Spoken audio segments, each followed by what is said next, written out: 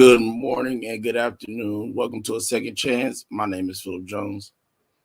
And I am Tafaro Cook, two-time kidney transplant recipient and founder of Kidney Care Coach. We coach people with stage 3 to stage 5 kidney disease. You know someone who has kidney disease and they need to be coached? Reach out to us at kidneycarecoaches.com or you can email us at info@kidneycarecoaches.com. Today, we have a great show on Let's Talk. And please, people, don't forget to like and subscribe. We do this information bringing it to you guys. All you got to do is hit the button, like it, and subscribe, and chime in and with questions so we can answer, so we can talk about it.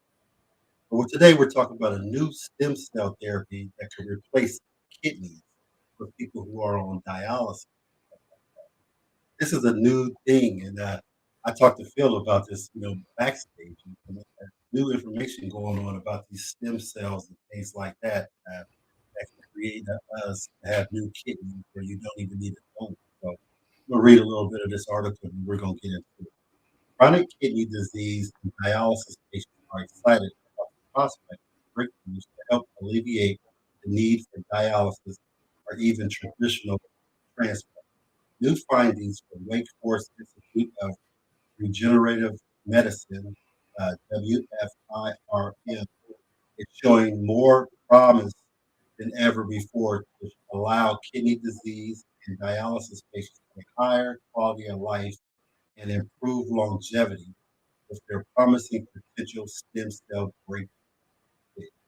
Scientists are working on a promising approach to treat chronic kidney disease and kidney failure by harnessing the unique properties of human amniotic fluid derived stem cell, a mixture of stem cells that can be obtained from the fluid surrounding the fetus within the innermost membrane that encloses the embryo of the man.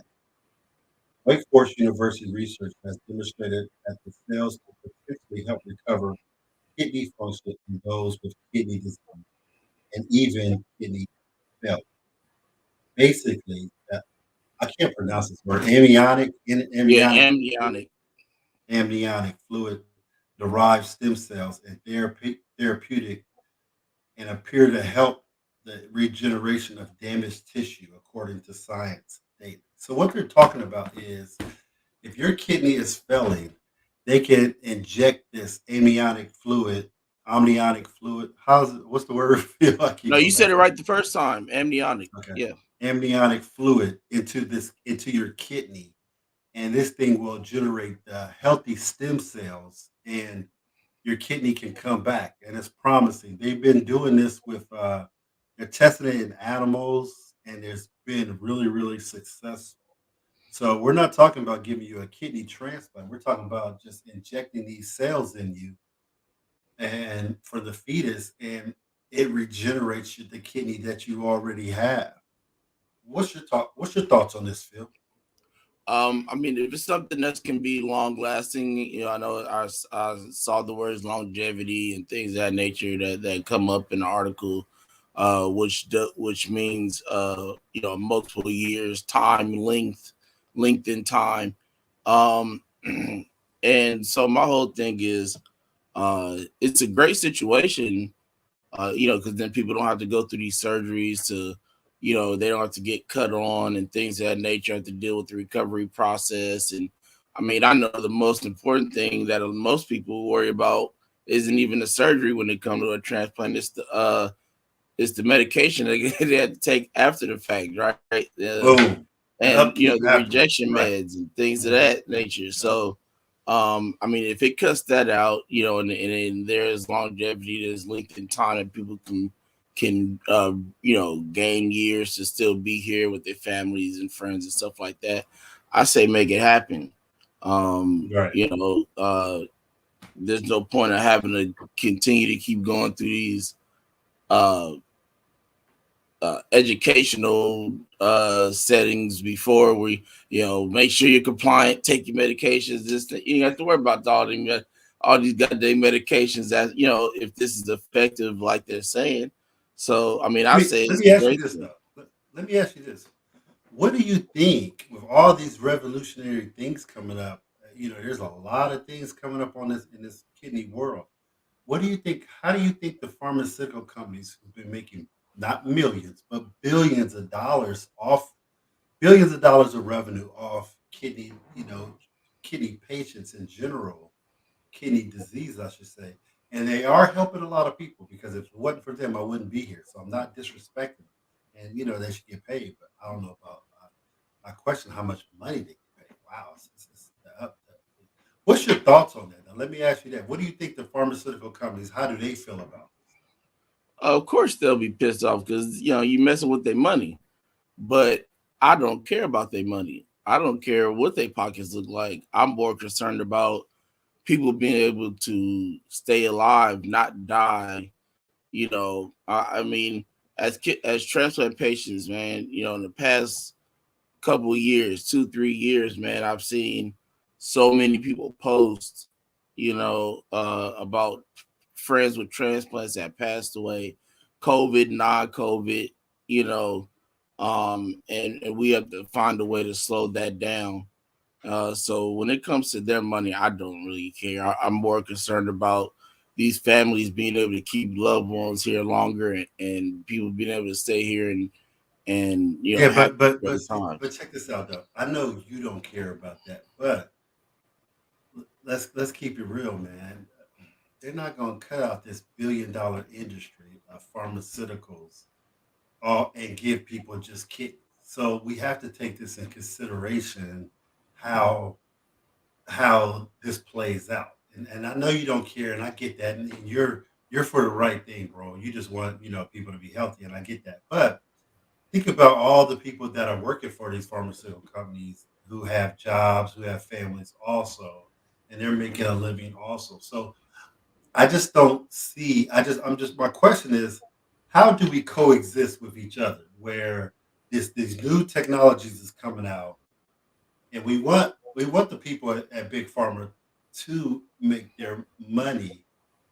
I question how much money they do make. The the prices of the medicine being up so high. Sometimes it's 300% markup. That's crazy. But how do we coexist with if somebody was to get this kidney stem cells and all of a sudden they don't need anything and they're good? How do we coexist? That's where I'm at because they're not gonna cut Well, out big pharma. it coexist for a while, and I think what'll happen is, um, at the beginning of this coming out, what'll happen is they'll figure out a way to stay relevant and still be able to make their money. Um, because you got to think of it like this: how many people are on this list to read? That's where you got to start, right? The list. Let's start with the list. How many But we're not people on even the talking list? about the list. We're No, talking no, about I'm saying, everybody. but I'm getting to a point. That's Okay. what I'm getting to a point. Think about the list. How many people are on the list that need to get a transplant, no matter what kind of organ, tissue, or whatever it is Oh, that they okay. need, right?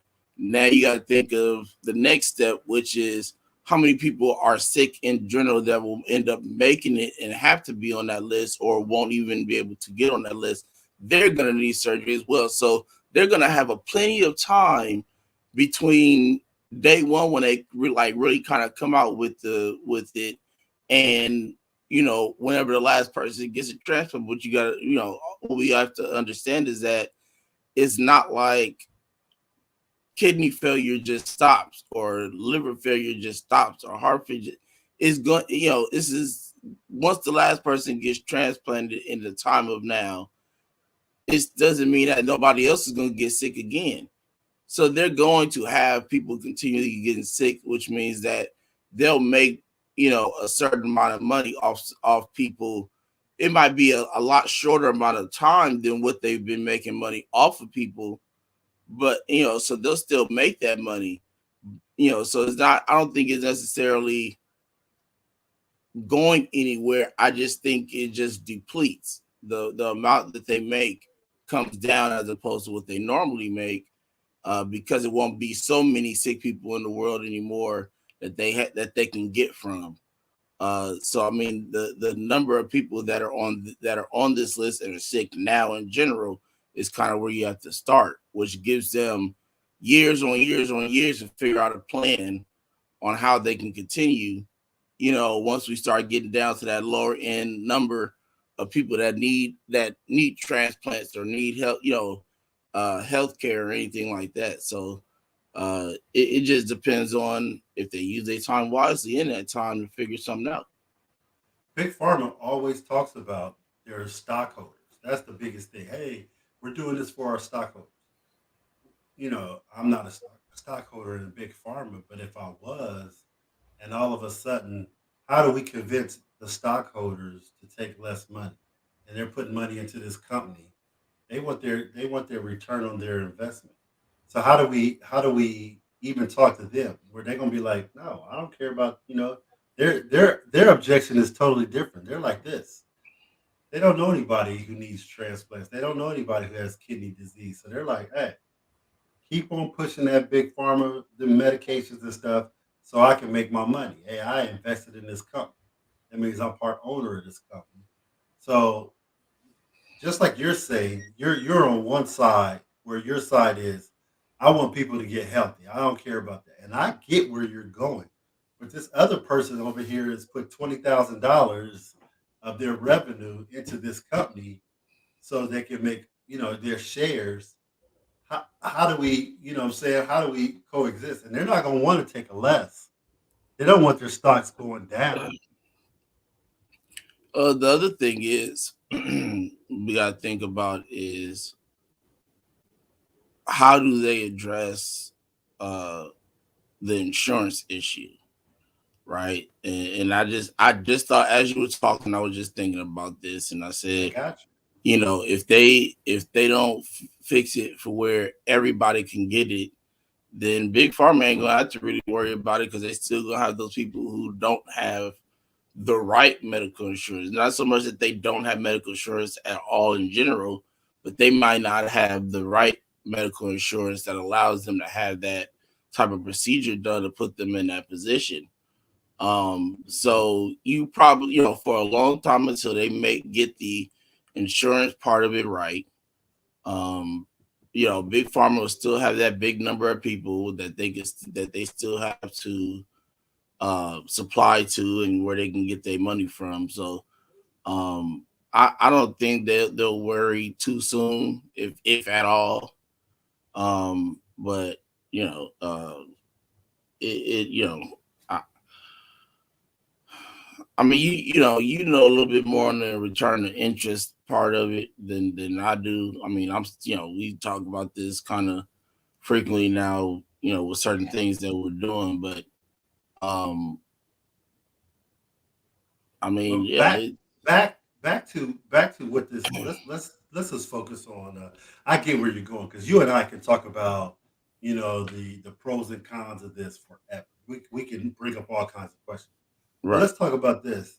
I want to read this. It says our results indicate that this type of stem cell could be used as an off-the-shelf universal stem cell source and may provide an alternative therapeutic strategy for patients suffering from chronic and debilitating diseases.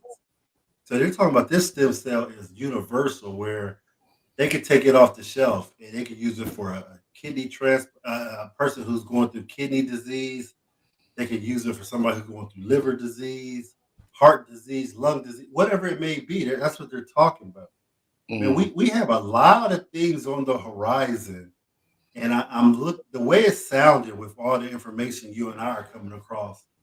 Things are going to be changing rapidly. Things are going to be changing for people. We're going to be looking at people that we know that might have an organ from an animal. They might have an organ from a artificial planet AI organ in their body. I mean, in our lifetime.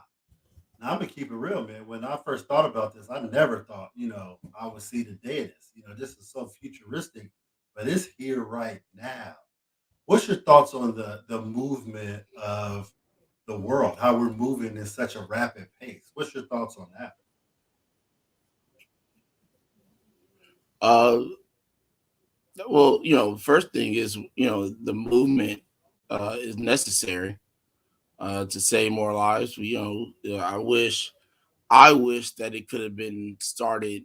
These people that are having these ideas. And what's crazy is that most of these people that are having these ideas, they're not people who been in the game 25, 30 years that just over time they've been thinking of these ideas, trying to perfect it and things like that. Excuse me, these are people that are like 20, 25 years old, that just like through school, through high school or some, they probably had advanced physics and all these other class schools, and you got certain high schools who skip 4 or 5 grades and then college at like 16, 17 years old. Most of the people that go through this are the younger people, right? So What do you they mean have most more of the people who time. go through this? Go through what? I'm sorry. What do you mean that most of the people who go through what? Go through Most of the kidney people who are disease? coming up with these ideas, I think um I disagree with that. I think some of these oh, some scientists of them, yeah, some of have them been are doing it older for a people. long time, man. It's Yeah. just it takes such a long time to do this, to do these type of things where it's just now coming where they can talk about it. Like, can you imagine, the work? So I don't think these people are young. I love to see some youngsters get on things like that because they can revolutionize some things. Well, I do think it's a combination. My thinking is just it may be a little bit more of the younger ones, but I know for a fact that there's a combination because, again, like you said, the years of experience that has to come behind it, right? But then you got to think the younger ones that come around that could think outside the box. To add that element of, hey, did you ever think to try using XYZ as opposed to, ABC, in these, specific positions and stuff like that, trying to come up with these ways to be able to save people's lives and stuff like that. So, um, again, I hope that it happens and happens soon. I hope that the insurance thing, and that's going to be the number one thing that's going to either help or get in the way of people, is going to be the Right. insurance side of it. So It's if they can it, get that right, they'll be okay. Keep talking. I need to go. well, I don't want to do it on camera. yeah, yeah. I think for sure that insurance is going to have to get on board because they're not putting millions and millions of dollars into this new state of the art kidney transplants and kidney, stem cells and all these type of things for the insurance companies not to get on board. They will get on board. They will be willing to do these things because there's a lot of stuff coming out. I want to read this other part of this right here, which is pretty amazing. Also, they say now they are finding in animal testing that by injecting amniotic fluid stem cells into a diseased kidney appears to directly lead to improvement of kidney function based on measured waste levels after 10 weeks. Biopsy findings showed reduced damage to the cluster of capillaries where waste products are filtered from the blood. What great news! And that is great news. That's awesome. So, we got a lot of things on the horizon right now when it comes to kidney disease, heart disease, lungs, liver, all these other things that are coming into play right now. There's a lot of things coming on the market. Um, when these things do come to the market, I believe the insurance companies can't do them but insure because it's going to be here and it's going to be the new style of doing things. You and I talk about this. I think in 10 to 15 years, it's gonna be a couple waiting lists of different styles of waiting lists where if you have kidney disease and you haven't had a kidney transplant, we can shoot you with these stem cells and see how it regenerates your kidney function level. Also, if if you need a kidney and that probably is not the way for you to go, we could put a pig kidney in you. If that's not the way to go, we could do a printable 3D kidney, and they're doing those too, where they can take your DNA and make a printable DNA kidney, even boost the kidney like a car, like a high performance car. You can have a high performance heart, high performance kidney, high performance lungs, all these things also implanted in you, and the medicines will be non and void again. And take it from me, my first transplant was in '93. Okay, so the way transplants looked in '93, as far as the medications opposed to now, I can definitely say it's 70% less medications. And I'm an old dude, and I'm telling you, I watched it because when I took medications in '93, I had a boatload of them. I mean, a boatload, and the side effects were vicious. Serious, man. I'm talking about side effects that you and I could talk about them one day, but it's crazy. Nowadays, I just take two anti-rejection medicines. I remember getting a biopsy back in the day, and they had to take a long gun with a needle on it that was like this and shoot you with it, and be like, "Oh, we didn't even get a piece. We just got skin, so we got to do it again, do it again. And your whole side Oh, will I've had bruise that and everything." happen with my transplanted kid. Had that happen with my transplanted kidney too. But even They're before not doing then, they that were now. probably just coming out with that way of doing it at that time. Because when I was 4, I got diagnosed at the same time you had your first transplant, right? 93 when I was 4 years old, and they had to literally cut to get to my kidney and take a pill. I still have the scar 28 years later, and my scar is still here. Where they had to actually go through my back area though, because the Right, scar is here right. to get to it. The point I'm Uh, making, though, so Phil. Hold on. The point I'm making, though, Phil, is our evolution has went a long way from it. If you was a 4-year-old now, they wouldn't even think about doing any barbaric type of stuff like that, right? right. So I want to read what Bella said right here. She said, "Yes, Tafaro, I thought that I would never live to see an African American president, but I did. So why would I think that I could not see the manifestation of this?" She's absolutely right. And I'm telling you right now, man, I believe in 10 years, and it could be shorter time, that the waiting list is going to look different. LifeLink, Lifeline, all these other places who are, working to get organ donors and everything. I believe this landscape is going to look totally different with all the new technology coming.